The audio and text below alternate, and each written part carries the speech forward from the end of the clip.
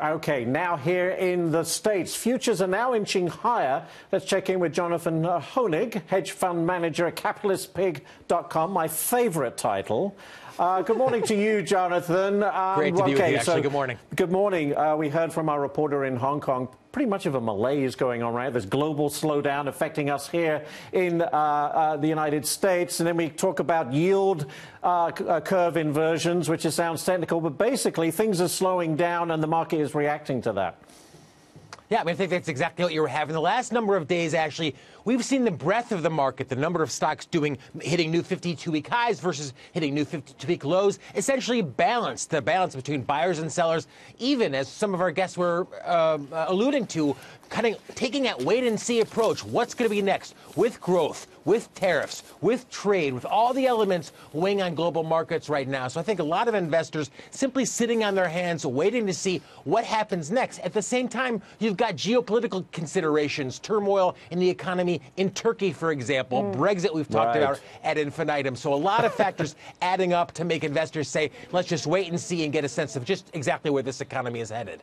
Jonathan, don't go anywhere. It's Lauren Simonetti. I want to say good morning, but I wanted to bring in another guest because we have no shortage of news today for investors. You got new developments in the trade talks. You have the final estimate of fourth quarter GDP. That comes out in about 3 hours from now. And then some Fed officials reportedly saying, look, it's too soon to look at actually cutting interest rates. Wells Fargo senior economist Mark Vitner joins us now. Mark, what do you make of what the Dallas Fed president, Robert Kaplan, told to the Wall Street Journal? Let's not talk about cutting rates yet. It's too soon. The yield curve has inverted, but it hasn't been inverted for a very long time.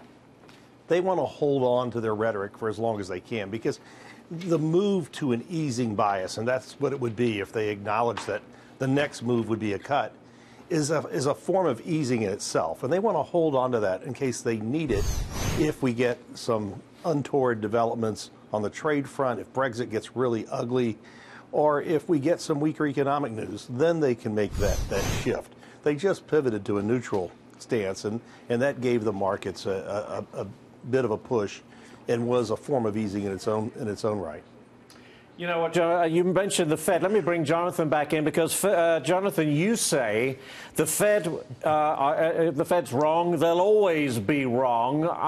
And you're concerned that we could become Japanified. In other words, stagflation, low growth or no growth, low interest rates. We're going nowhere. It's like the zombie decade of Japan.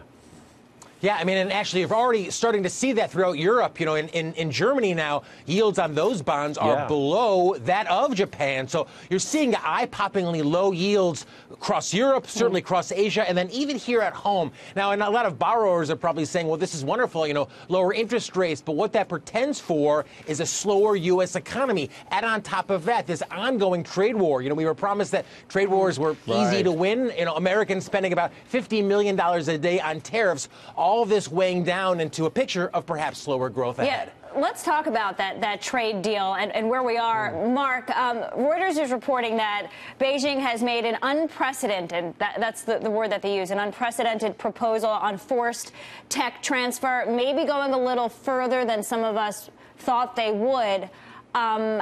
Would you agree with that assessment, and do you still think the sticking point is enforcement? Well, it is enforcement. I mean, that is always going to be the sticking point because essentially what we are asking China to do is to do what they said they were going to do when they were admitted to the WTO in 1999. So we're not really asking for anything that's new. We want them to do what they said they were going to do, and just telling us that they're going to do it again really isn't going to accomplish all that much. So I do think that we're going to get an agreement that is going to be better than what the markets think, though, because I think it's in China's interest to do so.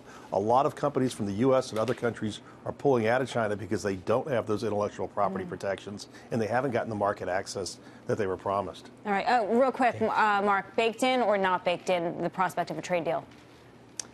I think it's somewhat baked in. I think everybody feels like we're going to have a deal, but I think it's going to be better than folks think it's going to be. Mark Vitner, Jonathan Hoenig, thank you, gentlemen, very much for going around the world with us.